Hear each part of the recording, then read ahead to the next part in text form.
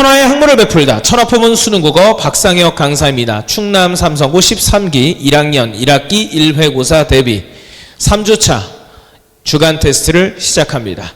이번 주간 테스트의 첫 번째 작품은 미래엔 1-2단원에 출제된 박완서 작가의 카메라와 워커입니다.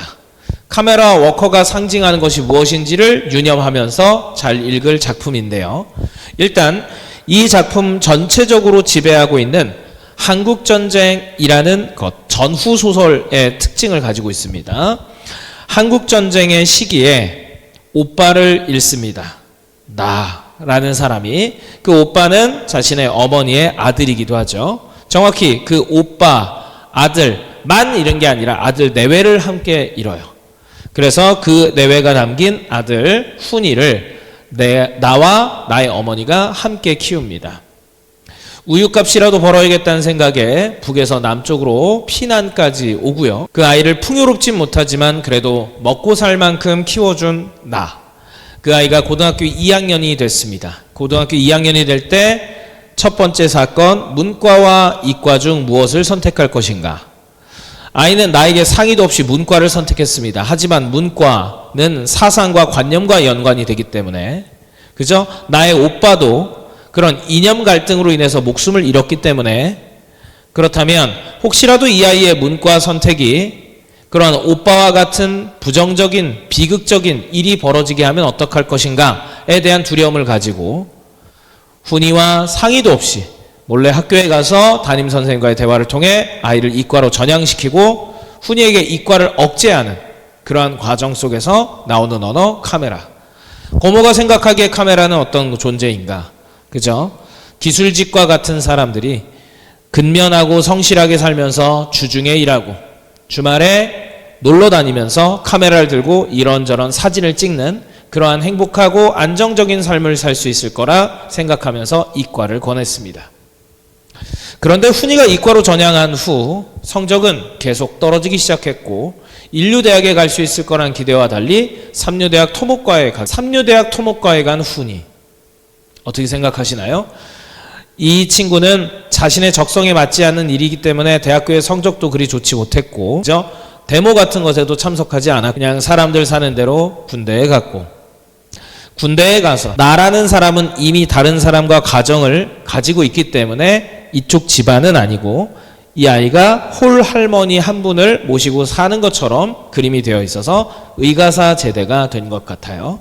의가사 제대가 돼서 나온 다음에 취업문을 열어보려고 했더니 삼류대학 토목과의 성적도 좋지 않은 이 학생이 취업이 잘 될 리가 없죠.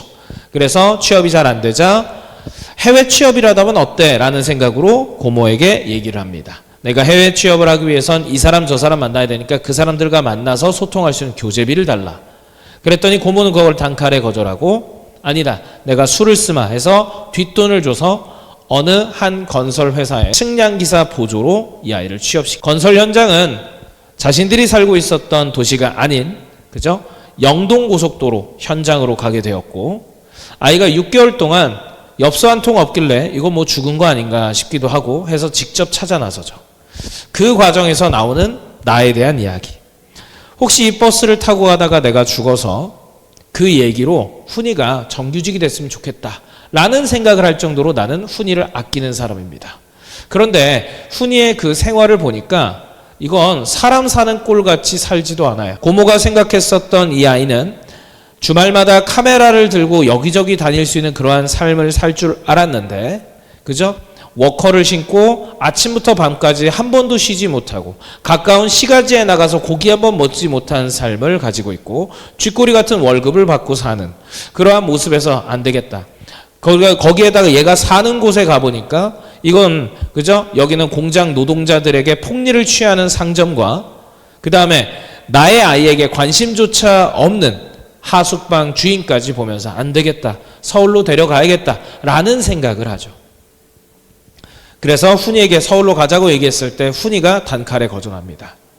아니다, 고모가 생각했던 근면하고 성실한 삶의 끝을 한번 봐야겠다. 지금 내가 이 꼴로 사는 거 나도 좋지 않은데 그걸 보겠다. 그 얘기를 듣자마자 생각을 하는 거죠. 잠깐만, 내가 생각했던 기술직으로 사는 삶은 주말마다 카메라를 들고 안정되게 사는 삶을 생각했는데 이 아이의 삶을 워커의 삶으로 몰아가게 한 것은 내가 아닐까 라는 혼란에 잠기며 이 작품이 끝이 났습니다. 해당하는 내용 전체가 쭉 기억이 난다면 바로 문제풀이에 들어가도 좋고요. 그런 장면이 있었나 하는 부분이 있다면 그 부분에 대한 장면 확인을 하고 문제풀이에 들어갔으면 좋겠습니다. 자, 그럼 이제부터 문제풀이 시작합니다. 1번 다시. 이 작품은 주인공인 내가 1인칭 서술자로 등장하여 사건의 전모를, 전체 모습을 객관적으로 전달하는 것에 초점을 맞춘다. 아니요, 1인칭 주인공이니까 주관적으로 전달하는 것이 포인트입니다. 나는 6.25 전쟁으로 오빠 부부를 잃고 갓난아기인 조카 훈이를 맡아 키우며 훈이에게 먹일 우유를 사기 위해 어머니와 함께 남쪽으로 피난을 간다 라고 했습니다. 남쪽으로 피난을 가나요? 라고 얘기하면 그렇습니다. 그쵸? 네, 우유라도 사기 위해서. 3번 중언부언은 이미 한 말을 자꾸 되풀이하는 것을 뜻하며 나는 훈이를 설득할 때 막연한 두려움을 느끼며 이 방식으로 말을 건넸다. 훈이를 언제 설득할 때 장면에 중언부언이 나오나요? 그렇죠. 문과 이과에서 이과 쪽으로 가라고 설명할 때고, 조카 훈이가 고등학교 2학년 때 상의 없이 문과를 택하자 나는 오빠가 문과 출신이라 죽었다고 믿는 어머니의 생각에 동조, 어느 정도 동조를 하면서 같은 바이브로 생각을 하면서 학교에 찾아가 훈이를 이과로 전과시켰다. 그랬습니다. 근데 이게 이 과정에선 훈이에 대한 상의조차 없었다. 훈이와 상의조차 없었다가 또 중요한 포인트입니다. 5번 훈이는 고등학교 시절 나의 강요로 이과로 전과한 후 대학 입시에 낙방하여 결국 삼류대학 공대 토목과에 들어간다. 그죠? 대학 입시에 낙방했다는 것은 한 번에 들어가지 못했다라는 얘기고, 그래서 결국 삼류대학까지 가게 된 것이 맞습니다.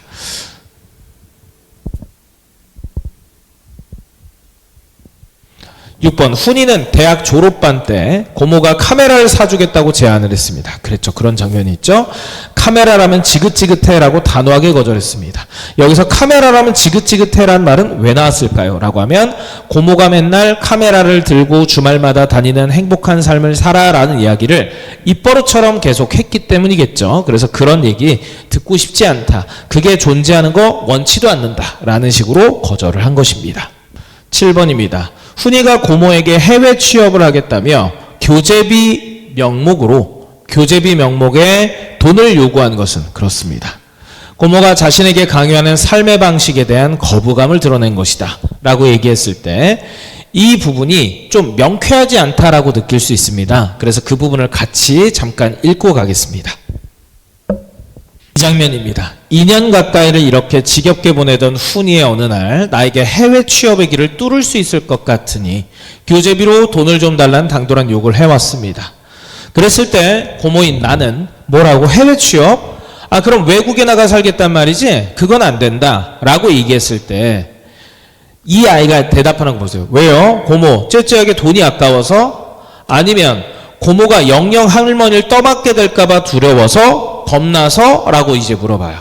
그러니까 고모가 원하는 삶의 방식은 뭐였을까? 라고 하면 그죠? 고모가 원하는 삶의 방식은 그죠? 이 아이가 이제 어른이 됐으니 할머니와 나를 어느 정도 책임져 주길 바랬던 생각도 있을 것 같고, 그랬을 때 훈이는 두 개의 이런 간략한 질문을 거침없이 당당하게 했는데 마치 이 두 가지 이유에 딴 이유가 있을 수도 없다는 말투를 가지고 있어요. 그러니까 고모가 생각하는 삶의 방식이 이렇다라고 훈이는 생각하고 있고, 그죠? 실제 고모의 감정이 그렇지 않다 할지라도 실제 고모가 이걸 요구하고 원할 것이다라고 생각을 하고 이런 말을 한 거죠. 이해되겠습니까? 그래서 7번으로 다시 돌아가면 훈이가 고모에게 해외 취업을 하기 때문에 교재비만 돈을 요구했을 땐 그건 고모가 자신에게 강요하는 삶에 어떤 무언가가 있는데 그것 자체가 싫기 때문에 이렇게 할 거다라는 생각이죠. 그래서 고모가 나에게 이렇게 하고 있지만 나는 그걸 거부하고 싶다는 생각이 내재되어 있기 때문에 드러낸 것으로 볼 수 있습니다. 다음은 8번입니다. 나가 훈이의 해외 취업을 반대한 근본적인 이유는 훈이가 외국에 나가 살게 될 경우 어머니를 홀로 떠맡게 될까봐 두려워서 실제 고모의 마음은 그게 아닙니다. 그죠? 훈이가 잘 사는 모습을 눈앞에서 볼 수 없기 때문이에요. 그리고 외국에 나갔을 때 잘 사는지 못 사는지 알 수 없었고 고모가 바랬던 삶은 훈이가 주말마다 카메라를 들고 다니며 여유롭게 사는 모습이었기 때문입니다.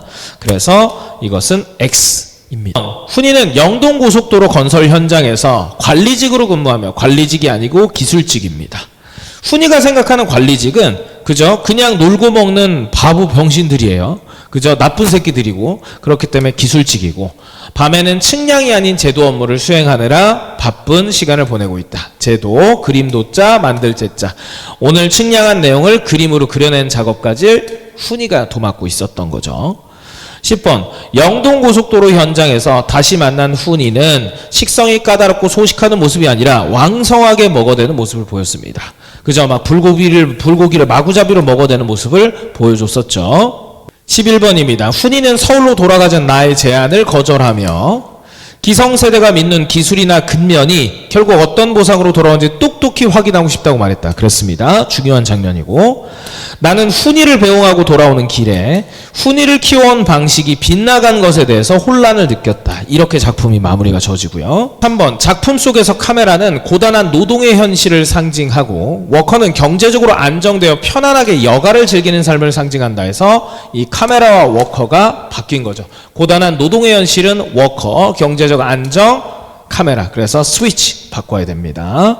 14번 작품을 감상할 때 시대 상황에 초점을 맞춰 감상하고 비평하는 것은 반영론적 관점, 현실 반영론적 관점입니다. 여기에서는 그저 6.25라는 한국전쟁 이후에 이념 갈등으로 인한 가치관이 가지고 있는 사람들과 자신이 하고 싶은 일에 충실하게 사는 것이 더 좋다는 젊은 세대 사람들의 가치관 충돌이 반영되어 있습니다. 박완서 작가는 6.25 전쟁으로 오빠를 잃는 등 현대사의 아픔을 직접 겪었으며 실제로 겪은 일입니다. 그리고 이러한 개인적 경험은 작품 속에 투영되어 있다. 그렇습니다. 그래서 자신의 개인적인 이러한 경험이 투영되어 있어 6.25 전쟁이 들어가 있어 그런 뭐예요? 반영론적 관점. 그런 개인적 경험이 투영되어 있어 표현론적 관점. 구분할 수 있어야 됩니다. 개인적 경험은 표현론적 관점이에요. 6.25라고 해서 모두가 굶어 죽고 잘 못 사는 거 아닙니다. 알겠죠? 기득권층, 권력층은 원래 항상 뒤에 빠져 있었기 때문에 그 사람들은 그 상황에서 경제적인 눈을 막 돌려서 막 돈을 벌기도 하고 그랬어요. 그런 개인적 경험은 똑같은 시대사라 할지라도 모두가 다르다. 거기에 좀 초점을 맞춰서 반영과 표현을 구분할 수 있으면 좋겠습니다. 다음 작품은 이춘풍전입니다. 춘풍은 술을 잘 먹던 이태백이 매일 길게 취하고도 그죠? 한림학사를 지냈음을 근거로 주색잡기를 옹호한다 해서 주색잡기, 술을 마시고 그죠? 이성을 탐하고 잡기, 도박을 하는 거 이런 것들을 옹호하는 것이 있었습니다. 그렇죠? 2번 춘풍의 아내는 미나리꼴 박화진이 청루 미색을 즐기다가 그죠? 기생들이 나와 술을 따르는 곳 거기에서 아름다운 여성들의 그 모습 이런 것들을 즐기다가 결국 굶어 죽었다고 말하며 춘풍을 경계한다. 3번 춘풍은 자신의 허물을 뉘우치며 아내에게 집안의 모든 일을 맡기고 치산하도록 했다. 재산을 다스리도록 했다. 그래서 의식이 염려 없게 해달라고 부탁한다. 5입니다. 4번 춘풍은 아내의 신뢰를 얻기 위해 이후로 주색잡기를 하지 않겠다는 각서를 써주겠다고 제안한다. 그렇죠. 5입니다. 그런 장면이 바로 중략 부분 줄거리 바로 앞에 있습니다. 그죠? 춘풍의 아내는 평양 기생 추월의 유혹에 빠진 춘풍이 그녀의 하인이 되었다는 소식을 듣고 기뻐한다. 기뻐하진 않았지만 여기에 이제 기뻐하진 않았고 포인트는 통곡했다인데 고통스러울 울곡 요거 기억해 달라고요. 그 다음 김승지 여기서 그죠? 도승지인 김승지 댁은 가난해서 아침 저녁으로 국록을 타서 많은 식구들이 살고 있는 형편이다.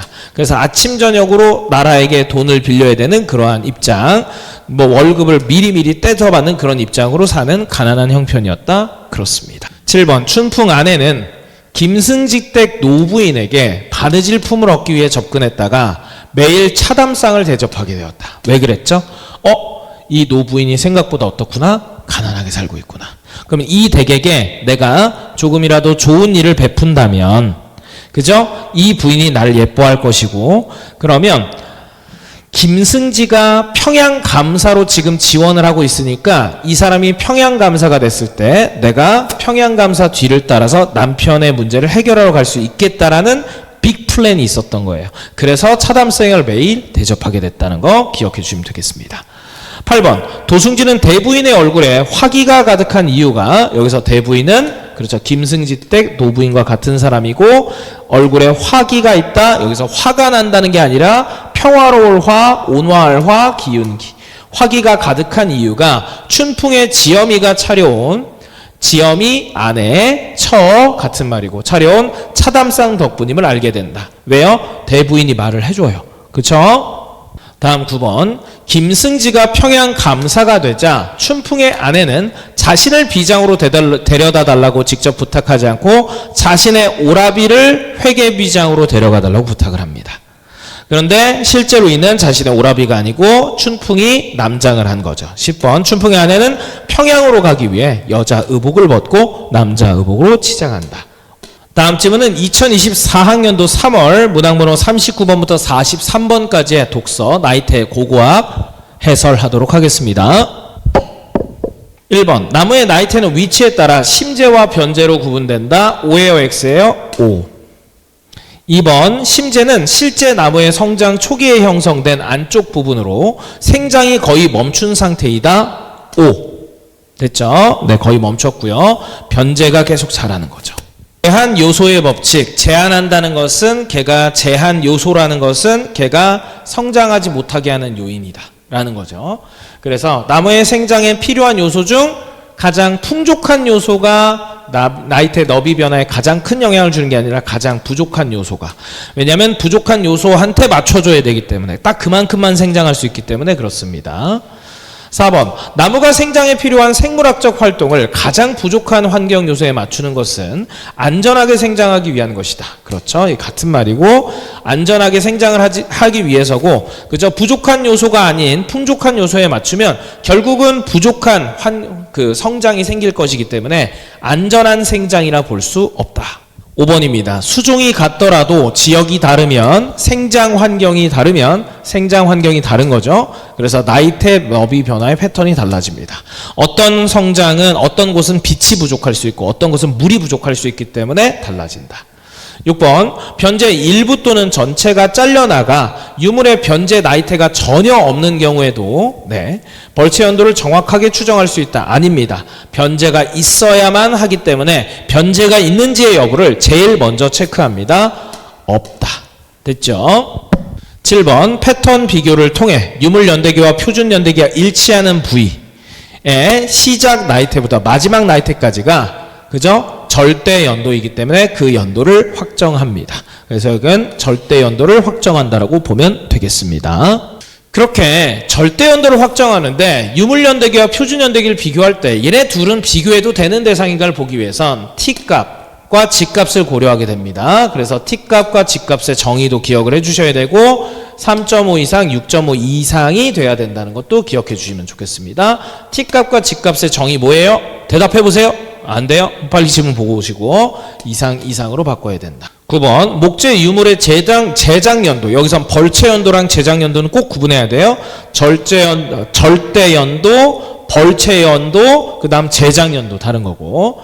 자, 목재 유물의 제작 연도는 일반적으로 벌채한 후 가공할 때까지, 그죠? 나무를 건조하는 기간인 1, 2년을 더해서, 여기에서의 건조라는 것은 말린다는 건조가 아니라 건축하다 건자, 조성하다 조자를 써서 이때 건조는 다른 뜻입니다. dry가 아닙니다. 1, 2년을 더해주는 것. 1, 2년을 더해서 추정한다. 오고요.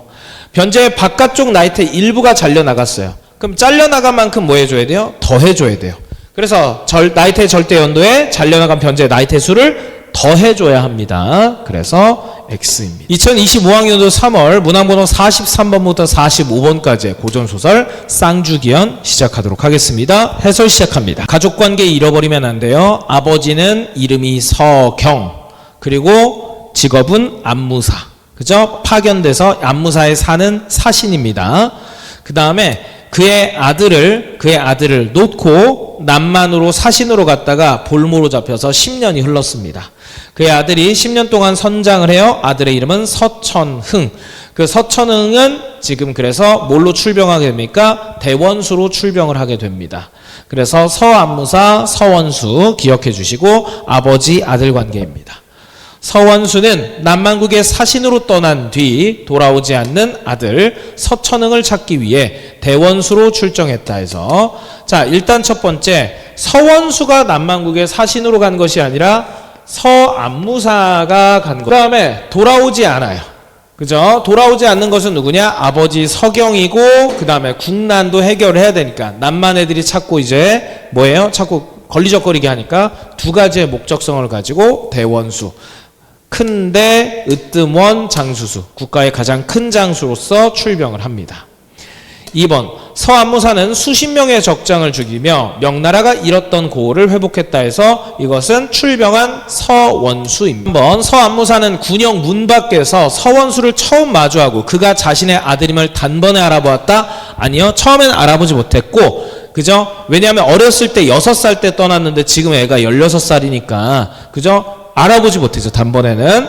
그래서 이름을 확인하고서야 알아챘다. 맞고요. 외려 서원수는 서안무사를 만났을 때 안무사의 머리가 백발이 됐고 모습은 수척해졌지만 어릴 때 봤던 아버지가 맞다라고 확신을 합니다. 다음, 서원수는 부친을 보고 정신이 혼미하여 숨이 멎을 정도로 슬퍼했다. 맞습니다. 6번, 태자는 서원수의 부친인 안무사를 인자하고 후덕한 어른이라고 칭찬했다. 맞습니다. 7번, 서원수는 전쟁에서 승리한 후 남만 왕에게 큰 칼과 옥새를 빼앗고 장만 안으로 불러들였다 해서 전쟁에서 승리한 후 큰 칼과 옥새를 빼앗은 대상은 남만 왕이 아니라 태자입니다. 알겠죠? 자, 그 다음, 태자는 남만 왕의 죄가 그의 본심이 아니라 간신의 충동질에 의한 것이라고 얘기를 합니다. 그래서 우리 부왕 좀 봐줘라 라고 얘기를 하죠. 자, 다음 9번입니다. 서원수가 남만 왕의 목숨을 살려주기로 한 결정적 요인은 태자의 인물됨과 자신의 가친에게, 아버지에게 베푼 은혜에 있다. 맞습니다. 서원수의 표문에 의하면, 표문은 왕에게 보내는 편지, 남만왕은 태자 덕에 죄를 용서받고 다시 나랏일을 맡을 수 있게 됐다. 나랏일은 못 맡고 이제 나랏일은 누가 맡아라? 태자가 맡아라고 했기 때문에 나랏일을 다시 맡을 순 없게 됐습니다. 자, 다음입니다. 2025학년도 3월 문항번호 16번부터 21번까지인데요. 독서. 미래 공리주의 입문, 그리고 나는 한국은행의 알기 쉬운 경제 이야기 시작하도록 하겠습니다. 1번부터 시작할게요. 1번, 밀 이전의 공리주의는 행복의 개인의 쾌락만이 아니라 개인의 행위와 관련된 사회 구성원의 쾌락도 포함한다. 오케이. 2번, 밀 이전의 공리주의는 쾌락이 양적으로 측정 가능하다고 보았으며 이를 양적 쾌락주의라 한다. 그렇습니다. 다음, 밀은 질적 쾌락주의를 주장하며 그랬죠. 그래서 감각적 쾌락보다 정신적 쾌락이 더 바람직하고 우월한 쾌락이다. 그래서 저급 쾌락과 고급 쾌락이라는 언어도 있었죠. 4번, 밀은 도덕적 행위의 근거로 인간의 도덕적 의무감인 양심을 강조했다. 그렇습니다. 도덕적 의무감, 양심, 그리고 사회적 감정, 양심, 이렇게 모두 가지고 있었습니다. 5번, 밀은 외적 제재뿐만 아니라 양심과 같은 내적 제재를 통해 최대 행복의 원리를 실현할 수 있다고 보았습니다. 그렇습니다. 이게 이 글의 주제입니다. 그래서 외적 제재가 아예 없어도 된다는 게 아니라 외적 제재도 있긴 있어야 되는데 내적 제재와 함께 생각해야 된다. 그래서 질적 쾌락주의, 즉 기존의 공리주의 자체를 부정하지 않고 공리주의를 한 단계 더 격상시켰다. 이렇게 볼 수 있어요. 6번, 효용은 재화의 소비를 통해 인간이 얻는 주관적인 기쁨이나 만족을 얘기합니다. 그래서 제가 효용을 뭐라고 기억하라 그랬어요? 만족감. 다음입니다. 한계의 효용 체감의 법칙에 따르면 재화의 소비량이 증가함에 따라 한계의 효용은 점차 증가한다. 한계의 효용이란 것은 체감, 몸으로 느끼기가 조금 만족감이 떨어진다는 거니까 감소해야겠죠. 8번 한계효용 균등의 법칙은 한정된 예산으로 여러 상품을 구매할 때 각 상품의 화폐 단위당 한계효용이 균등하다면 합리적 소비로 이어진다. 그렇죠. 균등한 그 상태일 때 우리에게 최대 만족감을 주기 때문에 효율이 극대화되고 효용이 극대화되기 때문에 그것을 우리가 합리적 소비라고 평가하게 된다라는 차원으로 나왔던 말이죠. 자, 9번입니다. 효용 이론에 따르면 정부의 정책 결정 과정에 합리적인 근거를 제공할 수 없다라고 했는데 아니죠. 제공할 수 있죠. 정부의 정책 중 어떤 거, 누진적 소득세 같은 거 근거 있는 거냐라고 얘기했을 때 아니 잘 생각을 해보세요. 고소득층에게 10,000원하고 저소득층에게 10,000원이 똑같은 가치입니까? 주는 만족감이 다르잖아요. 그래서 고소득층한테 돈 좀 떼다가 저소득층한테 주는 거예요. 그러니까 고소득층이 세금 좀 더 내요 라고 얘기한다는 거죠. 그걸 바로 누진적 소득세라고 하고 고소득층의 효용 감소분보다 저소득층의 효용 증가분이 더 크기 때문에 그죠? 사회 전체가 만족도가 올라간다는 공리주의적 사고로 만든 제도다라고 제가 설명한 바 있습니다. 자, 11번 공리주의는 최대 다수의 최대 행복을 기본 원리로 삼는다. 맞고요. 12번 내적 제재는 외적 제재와 달리 교육과 훈련을 통해 함양될 수 있다 라고 얘기했을 때 여기서 얘기하는 함양이라고 하는 것은 포함하다 할 때 함자고 드날릴 양자로 그죠? 내재적으로 들어가 포함된 것이 한층 더 성장하는 것을 얘기합니다. 그랬을 때 외적 제재와 달리 교육과 훈련을 통해서 그죠? 외적 제재란 건 법률 같은 거기 때문에 교육이나 훈련을 통해서 함양되는 것은 아니죠. 그죠? 그래서 O입니다. 13번 미래 공리주의에서 양심은 타인의 이익을 고려하는 이타적인 마음을 포함한다라고 했을 때 그렇죠. 그죠? 그 다음 도덕감이니까요. 도덕적 의무감, 네. 그리고 사회적 감정. 그래서 타인에 대한 도덕적인 감정을 이타심이라고 표현해도 무리가 없겠죠. 그 다음 공리주의는 사회 구성원 전체의 후생을 높이는 것을 목표로 한다. 후생, 넉넉한 인생, 넉넉한 삶을 높이는데 그렇죠. 우리가 저소득층, 누진적 소득세 같은 것을 적용하게 되죠. 공리주의는. 그렇기 때문에 저소득층에게 고소득층에게 소득의 일부를 떼서 저소득층에게 줌으로써 사회 전체의 만족감이 더 커지지 않느냐라고 얘기하는 것입니다. 질적 공리주의는 쾌락의 원천을 밝혔습니다. 그래서 그 쾌락이라는 것은 고급 쾌락도 있고 저급 쾌락도 있다. 이렇게.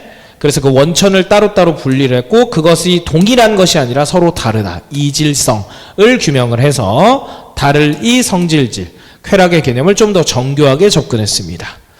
16번 경제학에서는 인간을 합리적인 선택을 통해 자신의 이익을 극대화하는 존재로 본다. 나의 1문단에 나와 있는 규정입니다. 17번 기부행위는 자신의 이익만을 추구하는 인간의 이기심만으로 설명하기 어려운 사회적 현상이다. 맞고요. 18번 한계 효용의 크기는 개인의 취향이나 상황에 관계없이 일정하게 정해져 있는 것이 아니고 그렇죠. 개인의 취향이나 상황에 따라 주관적으로 달라지는 거예요. 그래서 이거랑 상관이 없는 게 아니라 매우 상관이 있고 이것만 상관이 있어요. 알겠죠? 그래서 X입니다. 19, 20번 사회적 가치에 기여하며 얻는 즐거움은 주관적인 만족감으로 이해될 수 있다라고 했을 때 그렇죠. 개개인이 자기가 증가했을 때 그죠? 그런 도덕적인 감정이 주관적 만족감이 될 수 있는 거죠. 다 주관적인 거고 소득 수준이 낮은 사람에게 1,000원의 가치는 소득 수준이 매우 높은 사람에게 1,000원의 가치보다 작게 느껴지는 게 아니라 크게 느껴진다. 즉 저소득층의 효용 증가분은 고소득층의 소요용 감소분보다 크게 느껴진다. 그래서 X입니다.